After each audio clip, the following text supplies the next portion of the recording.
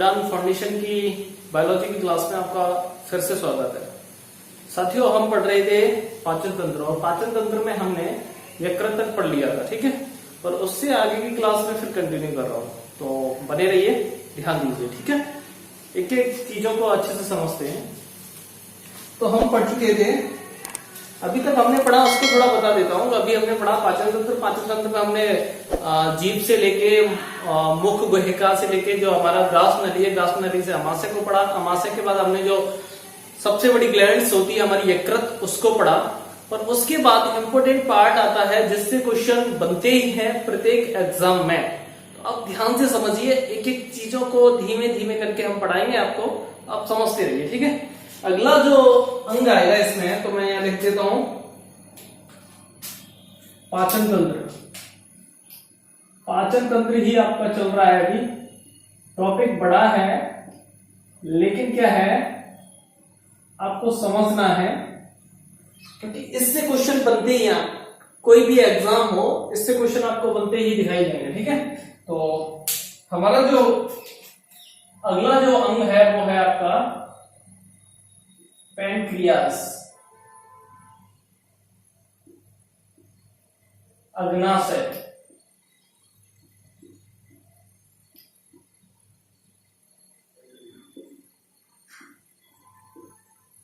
ठीक है, अभी मैं बेसिक सारे अंग हैं उनको बता देता हूं। मैंने शुरू में डायग्राम बनाया था पूरा पाचन तंत्र का, मुख गुहा से लेके एनस गुदा तक। मैं फिर जब इसको खत्म करूंगा तो फिर मैं पूरा डायग्राम करके समझा दूंगा। और मुझे ऐसा लगता है कि ऐसा जब मैं करूंगा तो आपका एक भी क्वेश्चन ऐसा नहीं होगा जो आपके दिमाग में ना आया हो, ठीक है। और आपके जितने भी वाजिब क्वेश्चन होंगे सब इसी क्लास में खत्म हो जाएंगे। तो अग्ना से देखिए, अग्नाशय से क्वेश्चन आते हैं। ये क्या होता है, अग्नाशय होती है वो मिक्स ग्लैंड होती है। क्या होती है? Mix gland. हिंदी में बोले तो मिश्रित ग्रंथि।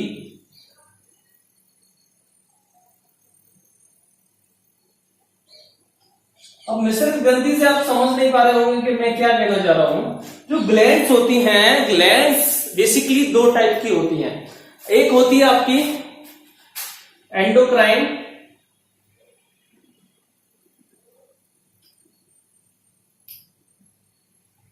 दूसरी होती है आपकी एक्सोक्राइन। एंडोक्राइन होती है आपकी अंतःस्रावी,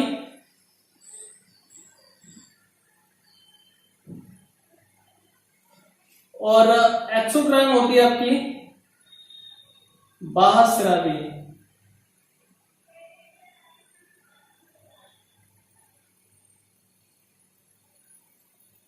यानी कि एंडोक्राइन अंतःस्रावी का क्या मतलब होता है, ये जो ग्लैंड्स होती हैं अंतःस्रावी, इनको हम ग्लैंड्स में डीपली पढ़ेंगे, लेकिन समझा देता हूं होता क्या है, काम कैसे करती हैं ये।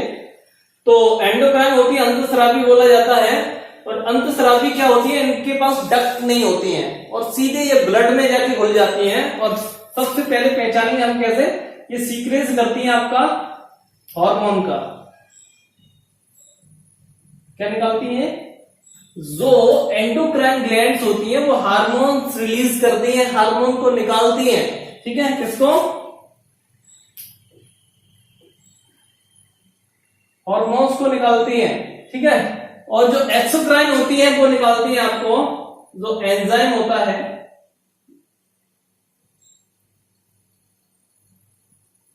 एंजाइम को निकालती है। समझ पा रहे?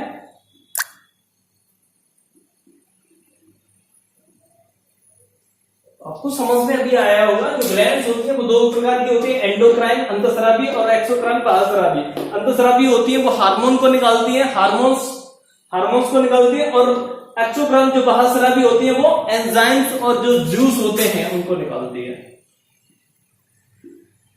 ठीक है। और ये इकलौती ऐसी ग्लैंड होती है पैनक्रियाज, ये अंतःस्रावी और बाह्यस्रावी दोनों होती है। पीसीएस 2019 में ये क्वेश्चन आया था कि कौन सी ग्लैंड होती है, इसको मिक्स ग्लैंड कहते हैं, मिश्रित ग्रंथि होती है। जो अंतःस्रावी बहुस्रावी दोनों ग्रंथियों का काम करती है। तो हमारा आंसर क्या हो जाएगा, अग्नाशय, पैंक्रियास। ठीक है, इसकी आकृति को बात करें तो ये पत्तीनुमा आकृति होती है इसकी, ऐसी ये पत्ती बनी है ना, इस तरह की आकृति होती है और ये हमारी पाचन में सहायक होती है। किसमें सहायक होती है, पाचन में सहायक होती है। ठीक है, अब इंपोर्टेंट यहां से क्वेश्चन ये है कि ये पाचन में कैसे सहायक होती है, इसको समझ लो। पाचन में ऐसे सहायक होती है क्योंकि इस पे होती है लैंगरहैंस की दीपिकाएं। क्या होती है इनमें, लैंगरहैंस की कोशिकाएं या दीपिकाएं।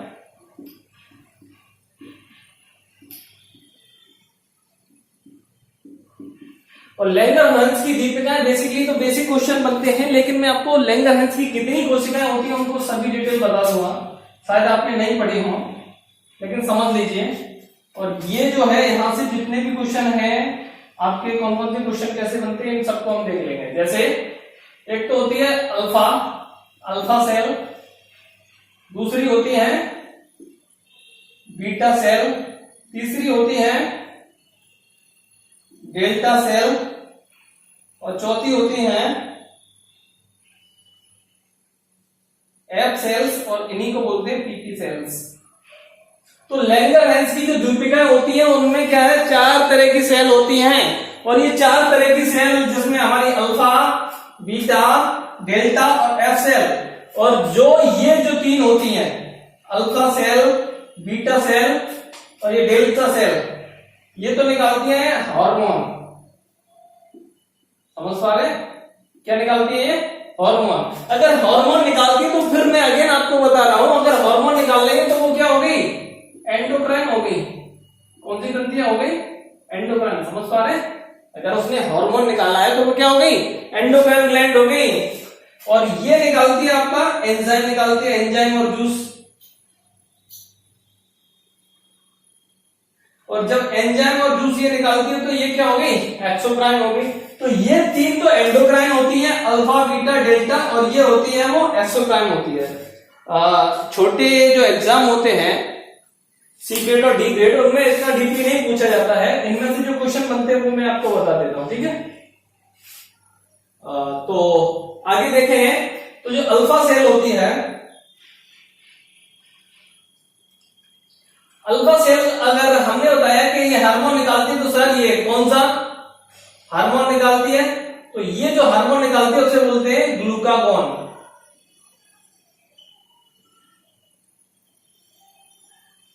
अल्फा सेल से कौन सा हार्मोन निकलता है, ग्लूकागोन। ठीक है, अब ग्लूकागोन हार्मोन निकलता है तो ग्लूकागोन का काम देख लीजिए कि ग्लूकागोन है वो काम क्या करता है। तो ग्लूकागोन काम करता है, इंसुलिन का नेगेटिव काम करता है। इंसुलिन हार्मोन आपने सुना होगा, ठीक है, इंसुलिन के विपरीत काम करता है।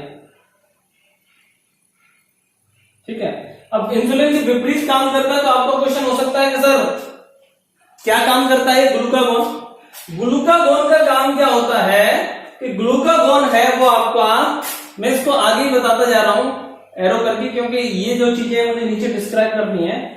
इंसुलिन के विपरीत काम करेगा। ये क्या करेगा, जो गाइक्लोजन, ध्यान से समझना, जो गाइक्लोजन होता है ना,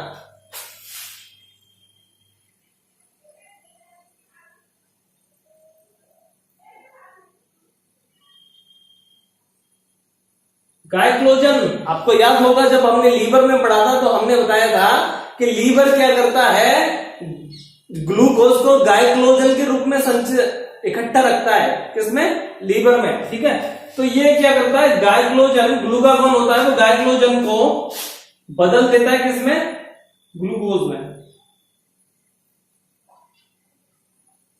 अब आप कह रहे होंगे समझ में नहीं आ रहा सर, देखिए ध्यान से समझिए। आप क्या है, खाना खाते हैं और खाना खाने के बाद क्या बनता है, ग्लूकोज बनता है। अब जो आप खाना खाते हैं तो इतना तो नहीं खाते कि आज मुझे इतना काम करना तो मैं इतना ही खाना खाऊंगा। खाना तो आप कैसे भी खा सकते हो ना, कितना भी खा सकते हो। तो आपने खाना खाया और हमने इतनी एनर्जी आपकी बर्न नहीं हुई, तो जब एनर्जी बर्न नहीं हुई तो क्या होता है कि जो ग्लूकोज होता है वो गाइक्लोजन में जो ग्लाइकोजन होता है, तो ग्लाइकोजन में क्या करता है वो,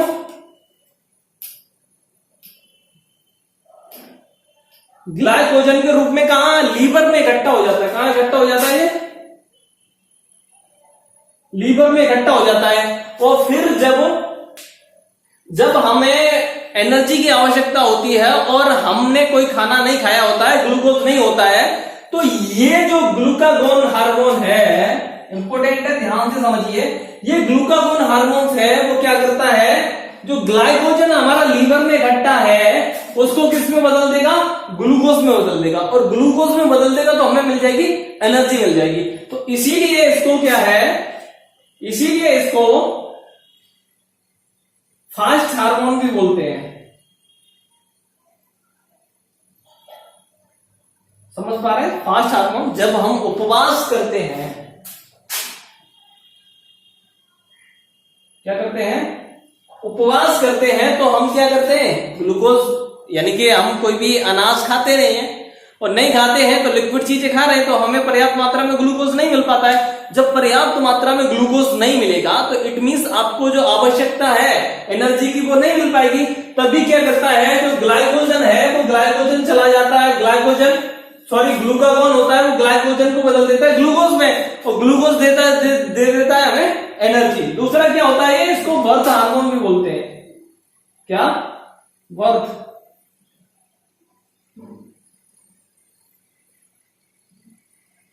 अब आप कह रहे होंगे सर बर्थ हार्मोन क्या बोलते हैं, तो बर्थ हार्मोन इसलिए बोलते हैं क्योंकि ये मां के पेट से बच्चे को मिल जाता है, मां से मिल जाता है,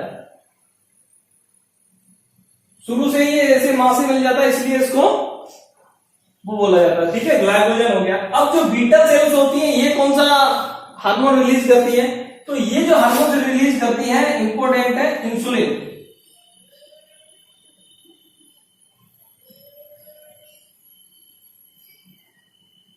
इंपॉर्टेंट है बहुत, ठीक है, इंसुलिन। ठीक है, अब इंसुलिन क्या काम करता है, तो सीधी मैंने बताया, ये इंसुलिन के विपरीत काम करता है और इंसुलिन ग्लूकागोन के विपरीत काम करता है। तो इंसुलिन का क्या काम होता है, इंसुलिन क्या करता है, जो ग्लूकोज होता है, जो ऊपर चीजें समझाइए सेम है, आपको केवल एक चीज समझ ली, आपको समझ में आ जाएगा। ग्लूकोज है, सेम चीज, हमने खाना खाया और ग्लूकोज है वो ज्यादा बन गया। अब ज्यादा बन गया तो वो एनर्जी, यानी कि उसमें शर्करा में जाएगा, शर्करा है, ग्लूकोज क्या शर्करा है, और वो ब्लड में जाएगी। इसलिए जो इंसुलिन होता है, इंसुलिन क्या करता है, इंसुलिन आपके जो ग्लूकोज होता है उसको बदल देता है ग्लाइकोजन में। इंसुलिन का काम क्या है, ग्लूकोज को ग्लाइकोजन में बदल देता है, और ये ग्लाइकोजन किस में स्टोर हो जाता है, सेम मैंने बताया किसमें, लीवर में इकट्ठा हो जाता है। समझ रहे हो, तो इंसुलिन में पाया क्या जाता है, क्वेश्चन आया था एक बार, तो इसमें सबसे ज्यादा पाया जाता है वो जिंक पाया जाता है। कि इंसुलिन बनता किससे है, तो हमारा आंसर हो जाएगा जिंक से। ठीक है, अब इंसुलिन की कमी से रोग कौन सा हो जाता है, ये भी समझ लीजिए। कमी से रोग, तो हमारा आंसर हो जाएगा डायबिटीज। आपने सुना होगा डायबिटीज, या इसको ही बोलते हैं मधुमेह।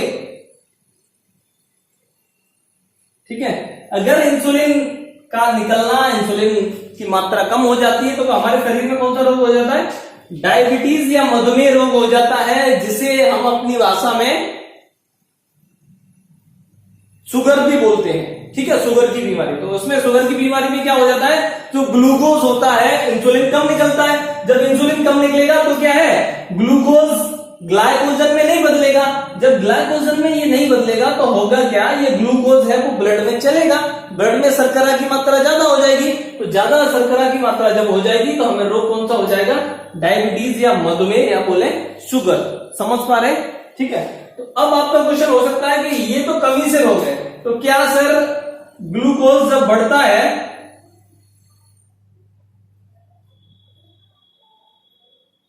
यानी कि बढ़ने से क्या हो जाएगा, यानी कि हमने क्या पढ़ा कि हमने ये पढ़ा कि इंसुलिन की मात्रा कम हो रही है, तो इंसुलिन की मात्रा कम हो रही है तो हमें रोग हो रहा है डायबिटीज। अगर इंसुलिन की मात्रा बढ़ गई तो हमें रोग क्या हो जाएगा, हमें रोग हो जाएगा हाइपोग्लाइसीमिया।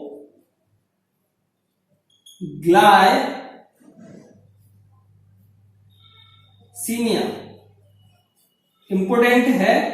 अभी तक क्वेश्चन आपको ये तो दिखाई देता है, हर समय दिखाई देगा कि डायबिटीज किसकी रोग किससे हो जाता है, इंसुलिन से हो जाता है, इंसुलिन की कमी से हो जाता है, ठीक है।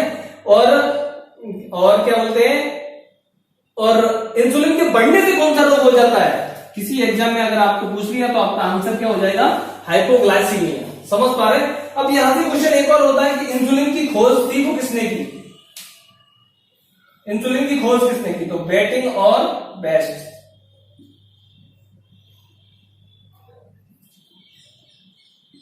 इंपोर्टेंट क्वेश्चन है ये, जितनी चीजें बोर्ड पे मैं लिखता जा रहा हूं आप इनको ध्यान से समझिए, ठीक है। और ये वो चीजें हैं जितनी भी बोर्ड पे लिख दी है, कहीं ना कहीं किसी ना किसी एग्जाम में ये आई है, ठीक है। अगर अब आपने मैंने ये बताया कि इंसुलिन की खोज किसने की थी, बेटिंग और बेस्ट ने, ये बहुत बार क्वेश्चन पूछा गया कि इंसुलिन की खोज किसने की, बेटिंग और बेस्ट ने। अगर आप ये हार्मोन है इसके बारे में बता दिया बेटिंग और बेस्ट ने, अब आपका क्वेश्चन ये हो सकता है कि सर ग्लूकागोन की खोज किसने की, क्वेश्चन ये हो सकता है, अभी तक आया नहीं है लेकिन बन सकता है। तो ये खोज की थी, वो की थी आपकी किम्बेल एंड मॉर्लिंग, ठीक है। किम्बेल एंड मॉर्लिंग ने ग्लूकागोन की खोज की थी और इंसुलिन की बेटिंग और बेस्ट ने की थी। तो ये आपके इतने सारे क्वेश्चन ग्लूकोन से बन जाते हैं। अब समझिए यहाँ पे इंसुलिन होता कैसे है, ठीक है। अब क्या होता है कि जैसे ग्लूकोज की मात्रा कम हो रही है, अब ये कैसे होता है, हाइपोग्लाइसीमिया। आपका क्वेश्चन ये हो सकता है कि सर ये बनता कैसे है। अब देखिए यहां से एक दो क्वेश्चन और होते हैं और इसी को बोला जाता है इंसुलिन आघात।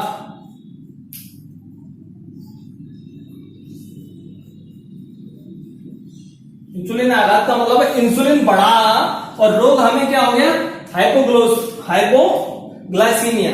और इसका असर आपको देखा होता है जब आप फास्ट के दिनों में होते हो, यानी कि जब आप फास्ट रखते हो तो क्या होता है, बेहोशी आ जाती है आपको, वीकनेस और बेहोशी, ठीक है।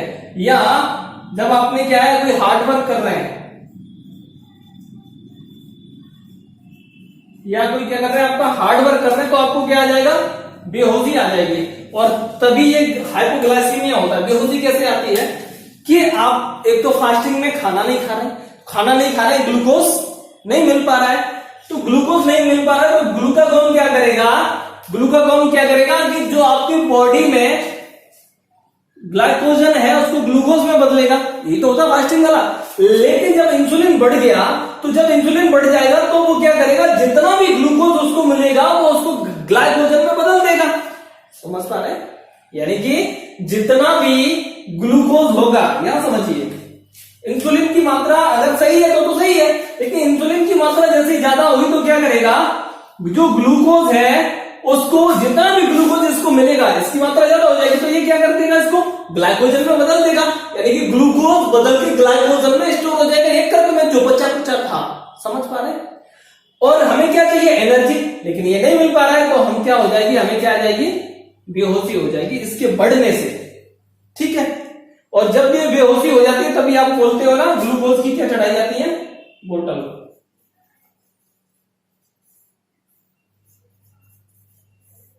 ठीक है।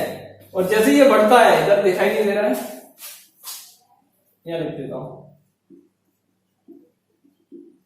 और बेहोशी से जैसे आप बेहोश हो जाते हैं तो डॉक्टर क्या करता है, या तो ग्लूकोज की जो बोतल होती है ग्लूकोज चढ़ा देगा। समझ पा रहे, या सीधा कार्बोहाइड्रेट दे दी जाए। कार्बोहाइड्रेट की टैबलेट्स होती हैं, आपने पढ़ाया ना, सबसे ज्यादा एनर्जी क्या देता है, कार्बोहाइड्रेट। जो प्लेयर्स होते हैं ना, खिलाड़ी जो एथलेटिक्स हो, किसी भी चीज के हो, तो उन्हें सीधे एनर्जी देने के लिए क्या है, कार्बोहाइड्रेट दी जाती है, कार्बोहाइड्रेट की टैबलेट दी जाती है और वो जल्दी ही डाइजेस्ट हो जाता है, इसलिए, ठीक है। अब आगे बात करते हैं, तो ये दोनों चीजें समझ में आ गई। अब जो अगला है आपका अल्फा सेल, अल्फा सेल जो निकालता है वो निकालता है आपका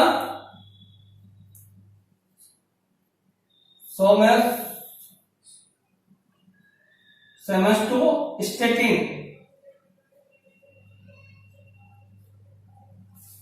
सोमेस्टोस्टेटिन हार्मोन निकालता है ये भी, ठीक है। और ये क्या करता है, आपकी जो बीएमआर रेट होती है, बीएमआर रेट को क्या कर देता है, बढ़ा देता है। और बीएमआर रेट से क्या होता है, आपका जो पाचन है, आप समझ नहीं पा रहे होंगे बीएमआर रेट क्या है। जो पाचन होता है, पाचन क्रिया सुचारू रूप से चलती है। समझ पा रहे हैं? जो पाचन क्रिया है वो क्या चलेगी, सुचारू रूप से चलेगी, ठीक है। और बीएमआर रेट की कभी कभी फुल फॉर्म पूछ लेगा तो आप बता सकते हो बेजुअल मेटाबॉलिज्म रेट, लिख देता हूं मैं।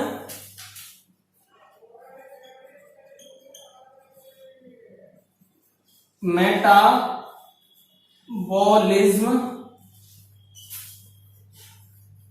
रेट, बीएमआर रेट होती है। इससे क्या है, पाचन क्रिया होती है वो दुरुस्त रहती है।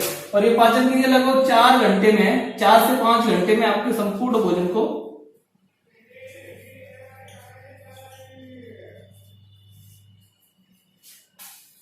पचा देती है।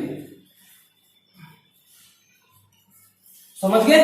तो ये है हमारे अग्नाशय का काम, ठीक है। इतनी सारी चीजों को ध्यान से समझिए, देख लीजिए, ठीक है। अगर आपको कोई वाजिब डाउट है तो आप उसको अपने कमेंट बॉक्स में लिख सकते हो, ठीक है। और उसको मैं आपको बाद में बता देता हूं। तो तीनों चीजें समझिए आप, अल्फा सेल, बीटा सेल और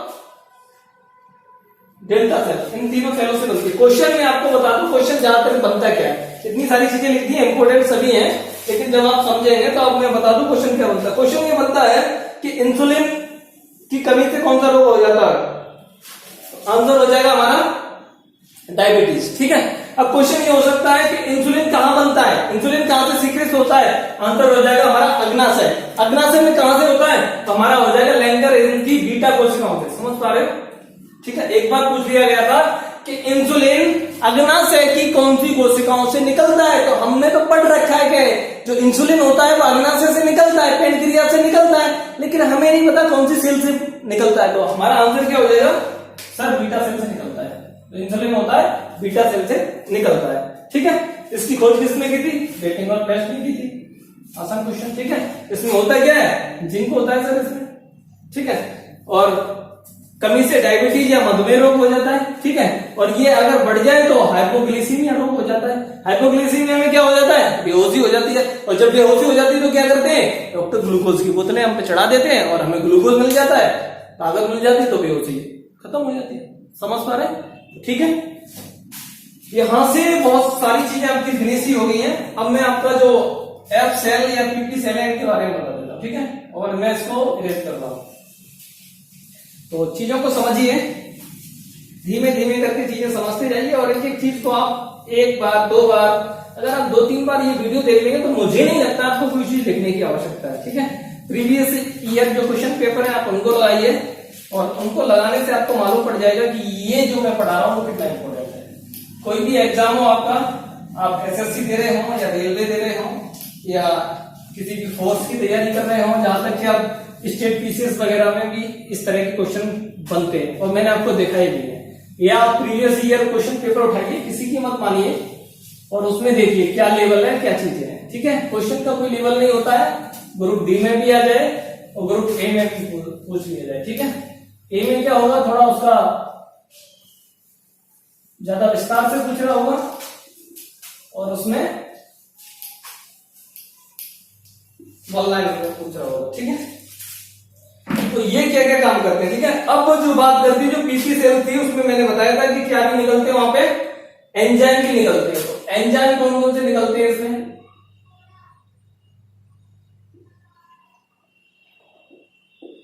एंजाइम हिंदी इंग्लिश एक ही होती है, ठीक है। एंजाइम, तो एंजाइम की बात करें तो पहला जो एंजाइम होता है वो होता है आपका एमाइलेज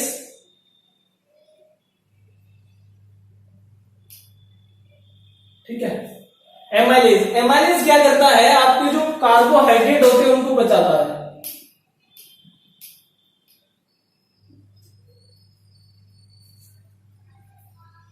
कार्बोहाइड्रेट को पचाता है। अब आप बोलेंगे सर आपने बोला था कि कार्बोहाइड्रेट होती है, स्टार्च होती है, स्टार्च में कार्बोहाइड्रेट होती है, और वो कार्बोहाइड्रेट जो हमारा टॉयलिन एंजाइम था, ठीक है, टॉयलिन ही क्या कर देता था, उसको पचा देता था, कहां पे, मुंह में। तो मैंने बताया था आंशिक पाचन होता है कार्बोहाइड्रेट का, और बचा जो पाचन होता है वो एमाइलेज मिलके उसको पचा देता है, ठीक है।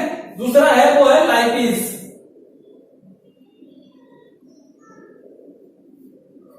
तो लाइपेज है, लाइपेज क्या होता है, जो आपकी वसा होती है, फैट होता है, या हिंदी में बोले तो वसा। तो वसा को क्या है, फैटी एसिड में बदल देता है। फैटी एसिड में, बसी अम्ल में बदल देता है। कभी कभी पूछ लेते हैं, इसलिए मैं बता रहा हूं कि जो लाइपेज है वो उसका काम क्या होता है, और जो एमाइलेज है उसका काम क्या होता है, ठीक है। और सबसे जो इंपॉर्टेंट है वो है ट्रिप्सन। ट्रिप्सन का काम क्या होता है, जो ट्रिप्सन होता है वो आपका प्रोटीन या बोले पेप्टोन, पेप्टोन को अमीनो अम्ल में बदल देता है।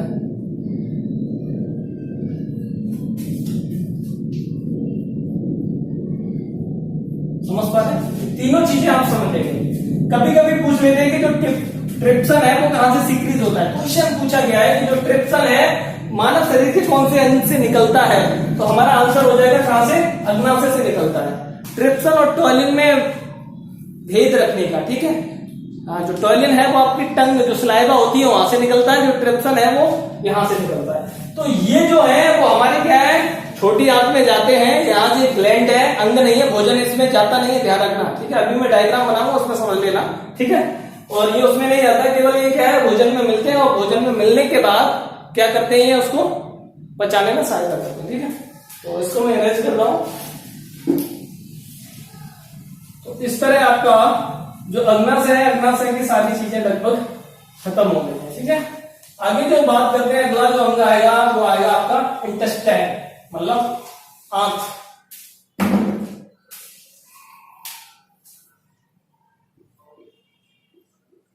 इंटेस्टाइन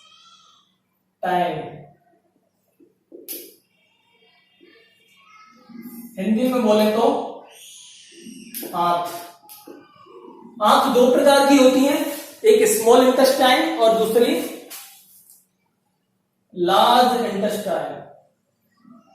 स्मॉल इंटेस्टाइन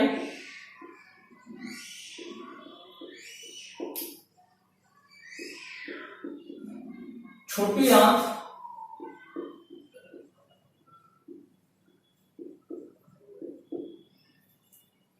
ठीक है। अब छोटी आंत को समझिए, जैसे ही भोजन वहां से अमाशय से निकलता है तो छोटी आंत के तीन हिस्से होते हैं, ठीक है। तीन पार्ट होते हैं। जो पहला होता है उसे बोलते हैं ड्यूडेनम,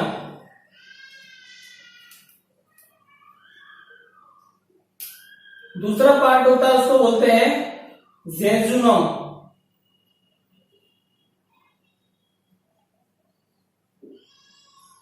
तीसरा पार्ट होता है उसे बोलते हैं इलियम, ठीक है। हिंदी में बोले तो ये पूछ लिया जाता है ग्रहणी, और जेजुनम होता है मध्यांत्र,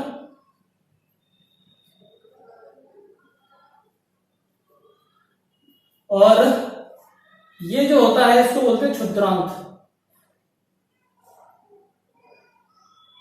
हिंदी नाम इनके थोड़े अजीब हैं, तो याद रखने का ऐसे, ठीक है। अब जो ड्यूडेनम होता है ये क्या होता है, ये क्या है, अमाशय से जुड़ा होता है, अमाशय से जुड़ा होता है। ये बीच का भाग होता है, ये बीच में होता है, और ये जाके जो बड़ी आंत होती है उससे जुड़ा होता है। और ये जो छोटी आंत का चीजें समझ ले, छोटी आंत में आपको बता चुका हूं कितने मीटर की है, 6.5 मीटर की है, ठीक है।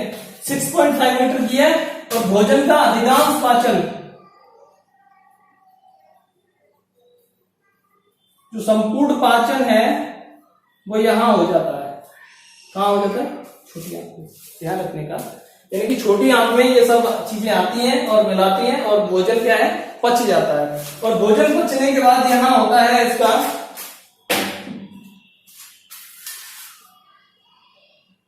अवशोषण। अवशोषण कैसे होता है समझने का, कि जो छोटी आंत होती है उसमें होती है विलाई, और इन्हीं विलाइयों से क्या मिल जाता है? जो सरफेस एरिया है छोटी आंत का वो बढ़ जाता है, यानी कि जो आंतरिक क्षेत्रफल होता है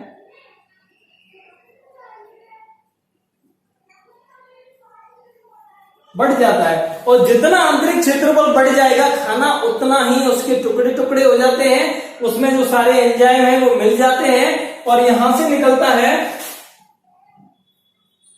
आंत्र रस भी निकलता है थोड़ा, आंत्र रस। और ये सब मिलके क्या करते हैं? भोजन को पचाने में सहायक होते हैं। ठीक है, और यही इसके किनारे पे क्या होते हैं? छोटे छोटे रोम होते हैं, और वो रोम क्या करते हैं? जो हमारा अवशोषण करते हैं। अवशोषण करते हैं किसका? यानी कि उससे जो लास्ट ऑब्जेक्ट बना है, ग्लूकोज मिला है, तो ग्लूकोज का क्या कर लेते हैं? यही जो छोटी आंत है ग्लूकोज का अवशोषण कर लेती है। और ग्लूकोज का होता क्या है हम अच्छे से जानते हैं, ग्लूकोज ही हमें एनर्जी देता है। ग्लूकोज जब हम शोषण पढ़ेंगे तो हमारी समझ में आएगा कि जो ग्लूकोज होता है जब माइटोकॉन्ड्रिया में या हमारी माइटोकॉन्ड्रिया में जाके ऑक्सीजन से अभिक्रिया करता है तो हमें एटीपी मिलते हैं, और एटीपी हमारी इकाई होती है किसकी? ऊर्जा की। ठीक है, तो ये ग्लूकोज का अवशोषण करता है। तो ये आपका छोटी आंत का काम था, तो छोटी आंत का काम खत्म हो गया। छोटी आंत का काम क्या है? सबसे ज्यादा पाचन इसमें होता है छोटी आंत में। इसकी जो लेंथ होती है वो 6.5 मीटर होती है, 3 इसके हिस्से होते हैं, और संपूर्ण पाचन है वो इसमें हो जाता है। ठीक है,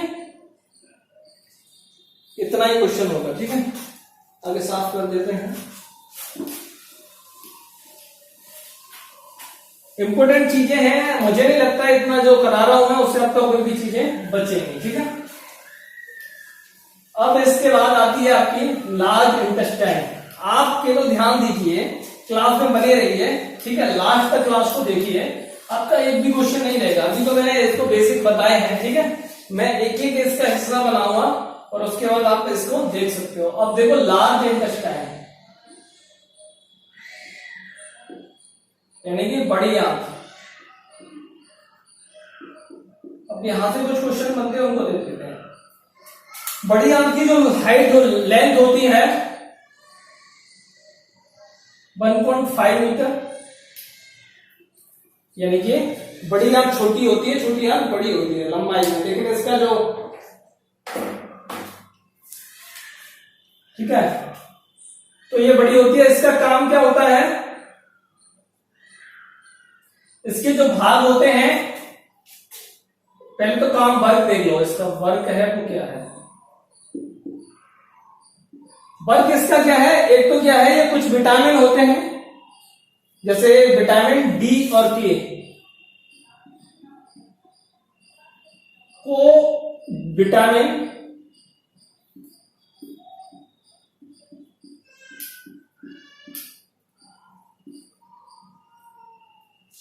डी को डी यहां पे क्या है? स्टोर रहते हैं।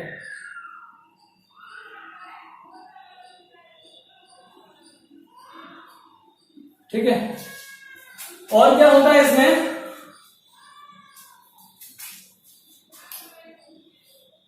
स्टोर रहते हैं। और काम क्या होता है कि जो अपचा भोजन होता है, यानी कि जो बचा हुआ अवशेष भोजन होता है, इसको बोले अवशेष भोजन। हमारा गया और उसमें से जो इंपोर्टेंट चीज थी वो इंपोर्टेंट पार्टिकल निकाल दिए, और उसकी जो बचा भोजन है उसको क्या करता है? उसमें से अवशेष भोजन से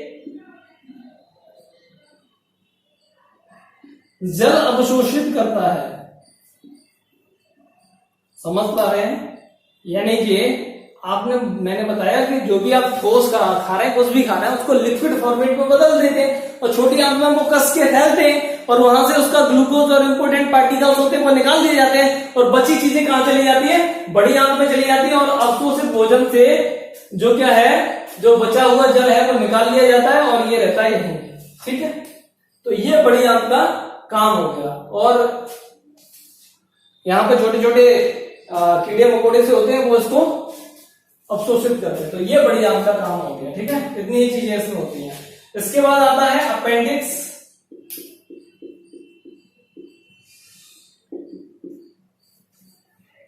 अपेंडिक्स इसको बोलते हैं, ये होता है अवशेषी अंग होता है। क्या होता है?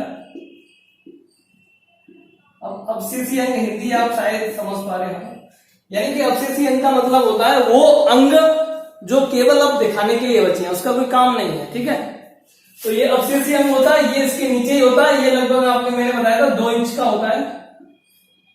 इसका काम कुछ नहीं होता है, केवल ये नीचे किनारे पे होता है। और कभी कभी क्या होता है, इसमें जो हमारा खाना आता है वो कभी कभी कुछ खाने के पार्टिकल इसमें चले जाते हैं। सॉरी, खाना तो आता ही नहीं है, यानी कि जो बचा हुआ जो कायम है, कायम के बाद भी जो डस्ट बन चुका है, ठीक है, मल बन चुका है, वो मल का कुछ हिस्सा इसके किनारे भर जाता है, और यही क्या है, इसमें स्वेलिंग आ जाती है, फूल जाती है, और बाद में जब ज्यादा स्वेलिंग आ जाती है तो इसका ऑपरेशन करके इसको हटवाया जाता है। तो ये इसकी बेसिक चीजें थी। ठीक है, तो ये तुम्हारा पाचन हो गया। मैं केवल इसको 2 मिनट में डायग्राम बना के जो बची कुछ चीजें उनको आपको बता देता हूं, केवल थोड़ा टाइम देख लूं कितना क्या हो गया।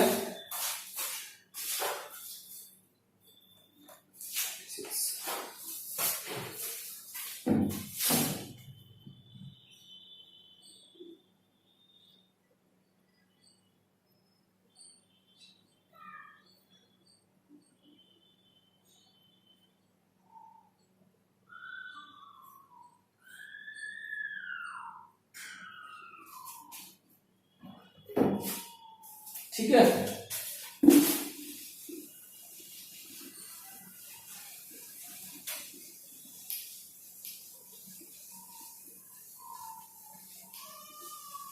ध्यान दीजिए, पूरा जो आपका है उसका मैं सार बना दे रहा हूं। पूरा जो सार है उसका पाचन तंत्र का वो यहां कर देते हैं। ठीक है, तो डायग्राम को समझिए, और आपके जितने भी आपने अभी क्लास नहीं पढ़ पाए कोई बात नहीं है, लेकिन अगर आप ये डायग्राम देख लेंगे तो मुझे ऐसा लगता है आपके तो जितने भी क्वेश्चन आपके डाउट हैं वो सब डाउट आपके क्लियर होने वाले। ठीक है, तो यहां से ये आएगा, और ये आपका अमाशय है। केवल ये क्या है, बिल्कुल सेम नहीं होते, आप केवल आपको समझने के लिए मैं इनको बना पा रहा हूं।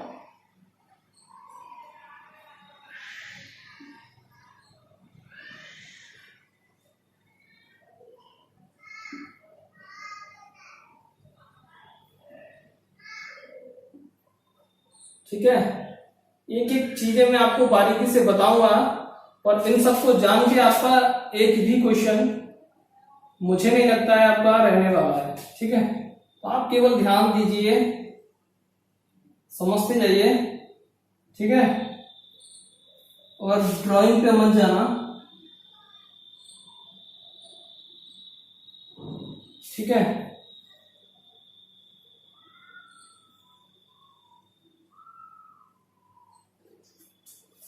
और यहां से ये निकलती है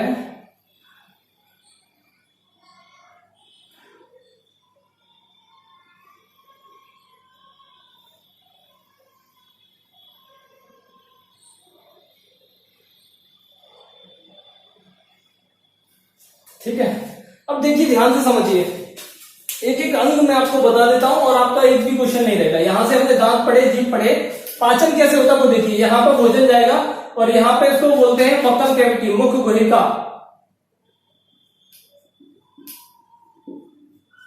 मुख गुहिका, तो मुख गुहिका में भोजन जा रहा है। भोजन जैसे ही जाएगा तो दांत उसको कतरेंगे। भोजन को 4 तरीके के दांत बताए थे मैंने। टंग उसमें सलाइवा मिलाएगी, सलाइवा का पीएच होता है वो 6.8 होता है, तो वो उसको क्या बना लेता है, भोजन को बोलस बना देता है। जो भोजन क्या उसको बोलस बनाती है, बोल टाइप। और उसमें लार मिल गई। लार में कौन सा एंजाइम होता है, एमाइलेज भी होता है और आपका टॉयलिन भी होता है। ठीक है, तो ये जब मिल जाते हैं तो भोजन का जो कार्बोहाइड्रेट होता है वो वहीं पच जाता है, मतलब पाचन यहीं पे शुरू हो गया। और यहां से जो ये ग्रास नली है, ईसोफेगस, तो ग्रास नली होती है, ग्रास नली में भोजन जाता है। और ग्रास नली के क्या है, यहाँ पे इस तरीके के बने होते हैं पेशी से, और पेशी से ये सकुशन और संकोचन से खाने को पीछे भेजती है। कभी कभी आप खाना खाते हो तो आपको खाना रुकता हुआ दिखाई देगा, और इसमें ही क्या होता है, जब रुकता है तो इसमें म्यूकस निकलता है। क्या म्यूकस मतलब एक रस, अगर वो निकल रहा है तो आराम से खाना पच जाता है। किसी किसी लोगों का क्या होता है, वो खाना नहीं पच पाता है, सॉरी खाना अंदर नहीं जा पाता है। कारण क्या होता है, कारण ये क्या है, म्यूकस कम होता है। तो उन इंसानों को क्या है, खाना खाते समय पानी रखना पड़ता है। समझ पा रहे हैं? तो ये म्यूकस निकलता है। म्यूकस निकलने के बाद ये जो होता है, ये आपका हम बता चुके अमाशय होता है, और अमाशय में क्या है, भोजन जाता है, और भोजन जाने के बाद हमने इसमें बताया था होता क्या है, इसमें HCl भी होता है, और HCl इस भोजन को क्या करता है, HCl का pH मान 2.4 से 2.6 तक होता है, और ये इसको पूरा गला देता है भोजन को, ठीक है। और इसमें रेनिन और पेप्सिन होता है। रेनिन दूध को बचाता है, पेप्सिन प्रोटीन का पाचन करता है, ठीक है। ये जो आपका था, ये जो दिखाई दे रहा है आपका, ये लीवर था, ठीक है, ये लीवर है, और ये गॉल ब्लैडर है। ये क्या था, लीवर, और ये पित्ताशय, ठीक है। लीवर के काम हम बता चुके थे। लीवर एक ग्रंथि है, और सबसे बड़ी ग्रंथि है, और इससे क्या है, पित्तरस निकलता है। क्या निकलता है, पित्तरस निकलता है। पित्तरस क्या होता है, क्षारी होता है। HCl अम्लीय होता है, पित्तरस कैसा होता है, क्षारी होता है, और ये क्या करता है, जो अम्ल भोजन बना है उसको क्षार बनाता है, ठीक है। और ये पित्ताशय में जो पित्तरस, जैसे पित्तरस ज्यादा निकलता है तो पित्ताशय में क्या हो जाता है, वो स्टोर हो जाता है। 2 क्वेश्चन फिर रिवाइज करा रहा हूं। जो लीवर होता है वो क्या निकालता है, लीवर से पित्तरस बनता है। क्या बनता है, पित्तरस, ठीक है। और लीवर का काम क्या होता है, जितने भी टॉक्सिन होते हैं सबको मारने का काम लीवर का होता है। और क्या काम होता है लीवर का, तो लीवर होता है वो अमोनिया को यूरिया में बदलता है, और वही यूरिया आपके मूत्र द्वारा शरीर से बाहर निकाल दी जाती है, क्योंकि अमोनिया होती है वो बहुत विषैली होती है, ठीक है। NH3 को NH2 में बदल देता है, ठीक है। ये लीवर के काम है। लीवर, और लीवर क्या है, ऐसा एक अंग है, इकलौता अंग कैसा है, जो पुनः रीजनरेट हो जाता है, दोबारा बन जाता है। जैसे किसी का लीवर खराब हो गया तो उसको काट के दूसरे को दे सकते हो, तो तुम्हारा जो लीवर है वो दोबारा बन जाएगा। और लीवर में हेपेटिक ग्लैंड्स होती है, हेपेटिक सेल से बना होता है। आप लीवर से रिलेटिव कोई भी सिरप देखेंगे उसमें हेपेटिक लिखा होगा, ठीक है। और इसमें हेपेटाइटिस रोग हो जाता है, और यही में जब पित्ताशय में बिलीरुबिन ज्यादा बनता है तो क्या होता है, आपको पीलिया जोंटिक्स रोग हो जाता है, ठीक है। उसके बाद ये जो अग्नाशय है, इसको हमने अभी पढ़ लिया। इसमें क्या है, इंसुलिन और एमाइलेज, लाइपेज, और आपका ट्रिप्सिन, ये सारे एंजाइम निकलते हैं। और ये जो आपको जो दिखाई दे रहा है, इसी को बोलते हैं ड्यूडेनम ग्रहणी।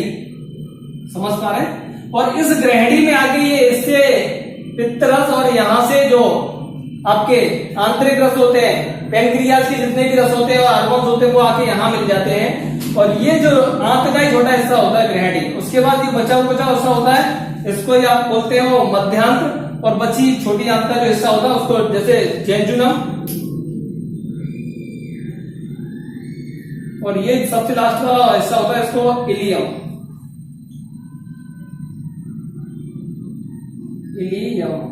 ठीक है। अब यहां से जैसे बढ़ेंगे, यहां पे आगे भोजन मिला और आंत में संपूर्ण क्या हो गया, उसका पाचन हो गया।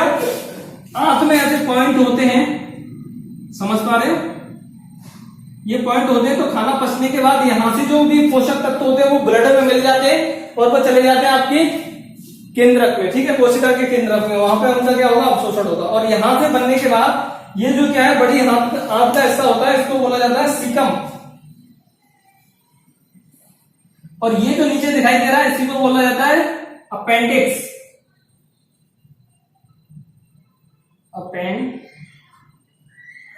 हिंदी थोड़ी अजीब होती है, तो अपेंडिक्स, ठीक है। और आपको मैं बता दूं, ये क्या है, पहले हुआ करती थी, अपेंडिक्स होती थी, वो पहले हुआ करती थी जब हमने सुना होगा हमारे जो पूर्वज थे वो बंदर थे, है ना, या हम अभी तक याद है मानव, जावा मानव सबसे पहले था, यानी कि जो मानव आदि मानव था पहले क्या है, आपने देखा वो कंदमूल, फल और फूल पत्तियां खाता था। जब फूल पत्तियां खाने के, जब पत्तियां खाएंगे आप तो पत्तियों में जो पत्तियां खाएंगे आप, तो पत्तियों को पचाने के लिए आपको एक विशेष अंग की आवश्यकता होती है। मैंने बताया था जो शाकाहारी होते हैं उनकी जो आहार नाल होती है बड़ी होती है मांसाहारियों की अपेक्षा, क्योंकि मांसाहारियों को पचाने के लिए इतनी बड़ी आंत की आवश्यकता नहीं होती है, शाकाहारियों को ज्यादा बड़ी आंत की आवश्यकता होती है। धीमे धीमे मनुष्य ने घास खाना बंद कर दिया, फूल पत्तियां खाना बंद कर दिया, तो ये जो अंग है वो अवशेष ही हो गया, केवल देखने के लिए बचा है, ठीक है। लेकिन कभी कभी क्या होता है, जैसे खाना यहाँ से गंदगी आ रही है, ठीक है, तो वो डस्ट जब आ रही है तो वो क्या है, यहाँ उसको जाना है ऐसे करके, लेकिन वो अगर थोड़ा थोड़ा रिस के इधर चली जाती है तो ये यहाँ पे इकट्ठी हो जाती है, और जब इकट्ठी हो जाती है तो इसमें आ जाती है स्वेलिंग, और स्वेलिंग आने से क्या हो जाती है, ये बढ़ जाती है, और जब ये बढ़ जाती है तो फिर आपको करवाना पड़ता है इसका ऑपरेशन। डॉक्टर इसको काट देते हैं और आप बिल्कुल सही है, ठीक है। तो सीकम बनता है, सीकम में आता है, सीकम के बाद यहाँ पे जो अगला हिस्सा होता है, इसमें एक चीज और इंपॉर्टेंट होती है, इसमें क्या होता है, ई कोलाई जीवाणु होते हैं, E coli bacteria, E coli bacteria,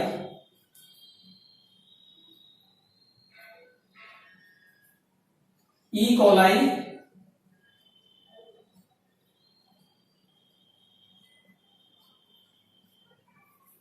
bacteria होते हैं, ठीक है। और यहीं पे बनता है आपका विटामिन के,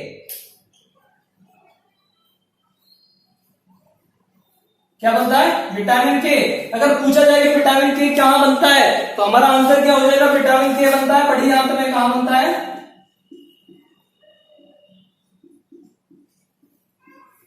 मैंने बताया था बड़ी आंत और क्या करती है, स्टोर करती है। अरे वो थोड़ा ध्यान देना, जो स्टोर करती है वो किसको करती है, विटामिन, ध्यान दो, ए और डी को समझने का, थोड़ा उसमें मिस्टेक हो गई थी, ध्यान देना। क्या करती है, ई और डी को बढ़िया से स्टोर करती है, ठीक है। और जो बनाती है विटामिन, वो विटामिन के बनाती है। ध्यान रखना, विटामिन के को तो बना रही है और स्टोर किसको कर रही है, ए को और डी को। समझ पा रहे, तो ये भी ध्यान रखने का, ठीक है। यहां से भोजन जाता है, ये आपका होता है रेक्टम,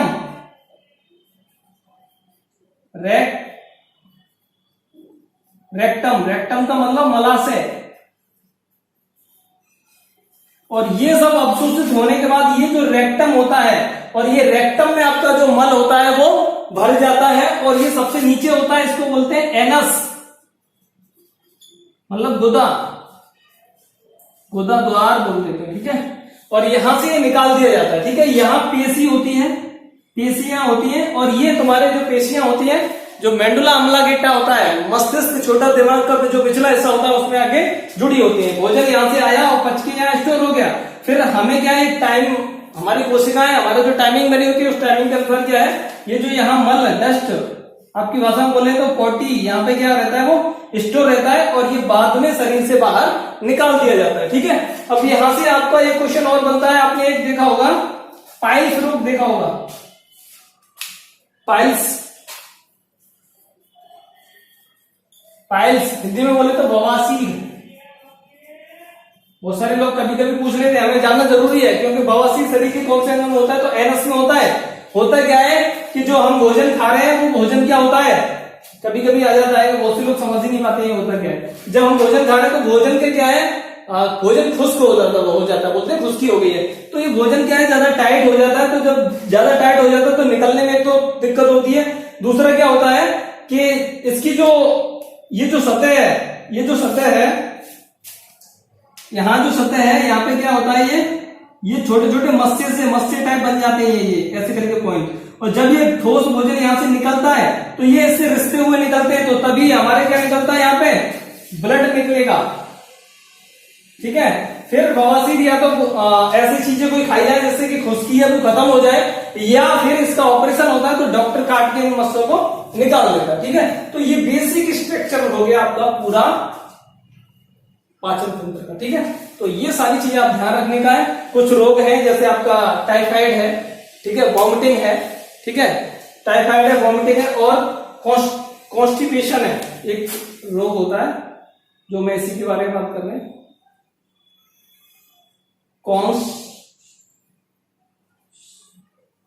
कॉन्स्टिपेशन, यानी कि शरीर में खुश्की हो जाना, यानी कि ये ज्यादा इसमें अभिक्रिया ज्यादा कर लेते हैं, और जब ज्यादा कर लेते हैं खुश्की हो जाती है, तो ये जो हमारा मल है उसको निकलने में प्रॉब्लम होती है, ठीक है, परेशानी होती है, ठीक है। तो ये सारी चीजें आपको ध्यान रखने का है। और टाइफाइड होता है, जीवाणु से होता है, वॉमिटिंग वगैरह जिसमें आती है, ठीक है। तो ये सारी चीजें आपको ध्यान रखने का, समझना है, ठीक है। तो आज की क्लास इतनी ही, पूरा हमने पाचन तंत्र खत्म कर दिया है। तो आप बने रहिए, ठीक है। और मैं इसकी कोशिश करूंगा जिससे बनने वाले क्वेश्चन है अगली वीडियो में उस क्वेश्चनों को लेके आऊं और उनको सॉल्व कराऊं। तो आप अपने कमेंट्स लिखिए, कोई भी प्रॉब्लम है आपको, और किस सब्जेक्ट पे आप और अपने वीडियो चाहते हैं वो भी लिखिए और हमें प्रमोट कीजिए। आपका प्रमोट हमें और मोटिवेट करता है वीडियो बनाने के लिए। तो बहुत बहुत धन्यवाद। चैनल को सब्सक्राइब कर लें और दूसरे लोगों को भी शेयर करें। तो बहुत बहुत धन्यवाद।